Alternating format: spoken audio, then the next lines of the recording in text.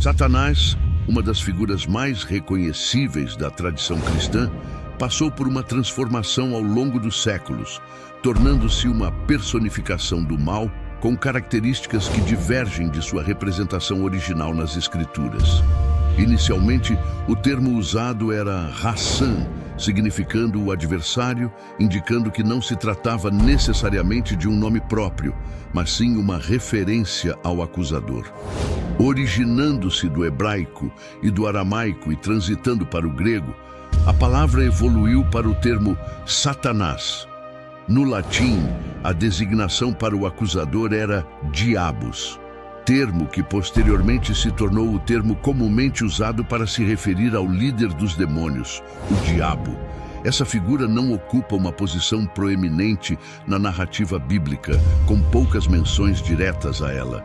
No Antigo Testamento, Deus concede permissão ao diabo para testar a fé de Jó.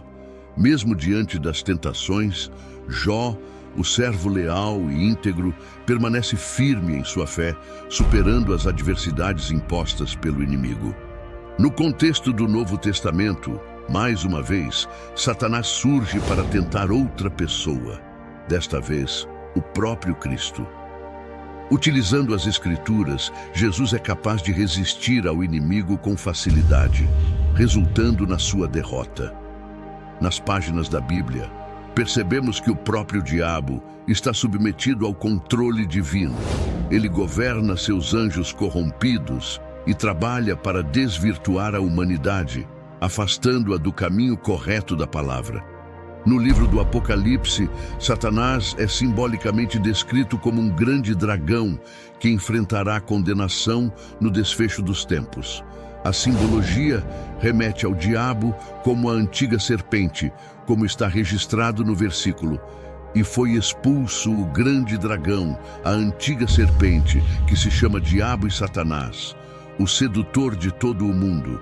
Sim, foi atirado para a terra e com ele os seus anjos. Apocalipse. Desde o início, o adversário demonstrou interesse no pecado e na corrupção da humanidade.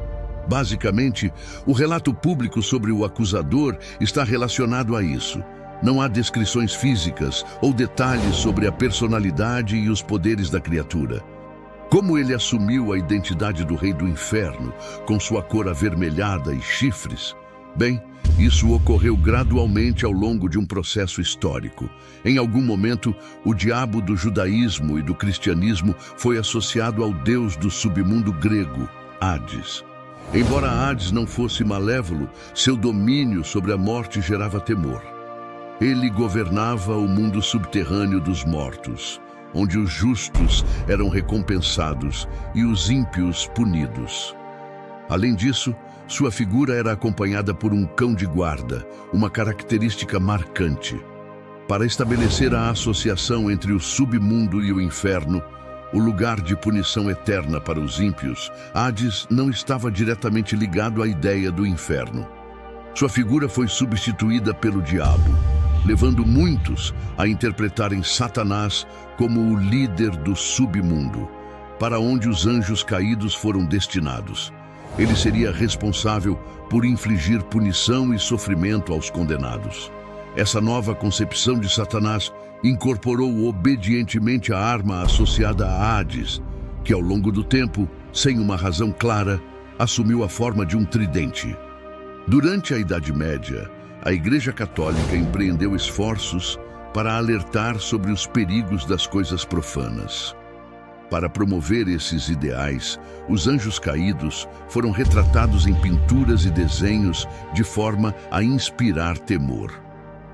Transformados em criaturas terríveis, inspiradas na figura da serpente e do dragão, os artistas da época representavam o diabo com escamas, asas de morcego, garras e chifres.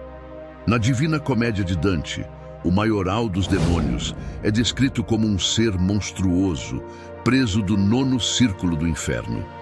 Ele tinha 3 faces: asas que morcego e o corpo enorme peludo.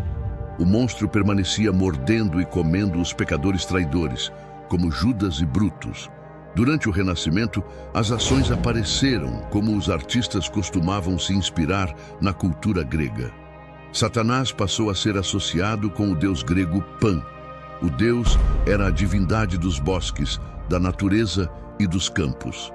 Dotado de um gigantesco apetite sexual e de grandes chifres, por ser metade bode, para costurar mente, confundido com um diabo, então o demônio passou a ser representado com chifres de bode, cascos, muitos pelos, e também era considerado um grande músico, uma vez que o deus dos campos era virtuoso artista. Mas de onde veio a associação de Satanás com Lúcifer? Na verdade, este nome nem se encontra originalmente na Bíblia. Lúcifer era associado à luz e ao amanhecer na mitologia romana. Quando a Bíblia foi traduzida para o latim, a palavra Lúcifer foi usada para traduzir termos como estrela da manhã e portador da luz. Portanto, na Bíblia, Lúcifer não era um nome próprio, muito menos o nome do diabo. Em Isaías, o profeta se refere a um rei como estrela da manhã. Este rei, arrogante e autodeclarado como um deus, seria destronado e cairia conforme a profecia de Isaías. Alguns interpretaram erroneamente essa passagem como referente ao diabo e sua queda do céu.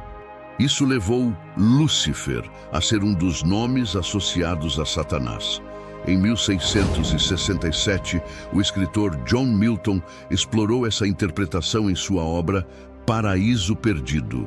No livro, Lúcifer era um servo de Deus que contestava o governo autoritário do soberano, argumentando que os anjos deveriam ter liberdade para agir conforme suas vontades.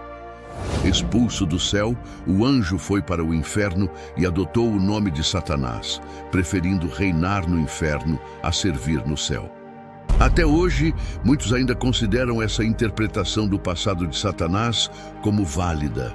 Apesar de não ter base bíblica no imaginário popular, muitos acreditam que Lúcifer seja de fato o antigo nome do diabo, que atualmente é visto como governante do submundo. Outro nome associado ao líder dos demônios é Belzebu, originário da divindade Baal, venerada pelos cananeus. Uma variante desse deus era chamada de Baal-zebu, que significava o Senhor das Moscas. Por ser uma divindade pagã e ter um nome que evocava decomposição e morte, essa figura foi relacionada ao próprio diabo. No Novo Testamento, a palavra Belzebu é traduzida como Belzebu, devido à sua associação como tentador. Ao longo do tempo, Satanás acumulou diversas histórias em que faz pactos com os humanos. Uma das narrativas mais conhecidas é a história de Fausto, um erudito que comprometeu sua alma com o demônio em troca de conhecimento. O poeta alemão Goethe apresenta uma das versões mais proeminentes dessa lenda e, quando adaptada para o teatro, retrata Mefistófeles, o nome do diabo na história, de maneira singular, usando um capuz para ocultar seus chifres e vestes completamente vermelhas. Essa cor era escolhida para evocar o fogo do inferno e o sangue, e acabou se tornando uma das características visuais do diabo. Essa representação ainda exerce grande influência sobre as imagens contemporâneas do diabo, que ora podem parecer humanas, ora são mais monstruosas e assustadoras. Ao que parece, Satanás há muito tempo deixou de ser retratado conforme encontrado na Bíblia. Diante das várias representações e interpretações ao longo dos tempos, é fascinante observar como a figura de Satanás evoluiu na imaginação coletiva. Desde sua origem como acusador nas Escrituras, até sua transformação em uma encarnação do mal, sua história tem intrigado gerações. No entanto, é importante lembrar que, independentemente das representações culturais, a essência do confronto entre o bem e o mal permanece como um tema central. Convido você a continuar explorando e refletindo sobre essas narrativas profundas e complexas. Sua participação é valiosa para enriquecer nossa compreensão desse tema.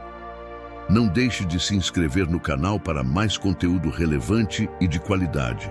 E compartilhe suas ideias e perspectivas nos comentários abaixo. Agradeço pela sua companhia e que todos possam encontrar luz e sabedoria em sua jornada. Que a paz e as bênçãos estejam com vocês. Até breve.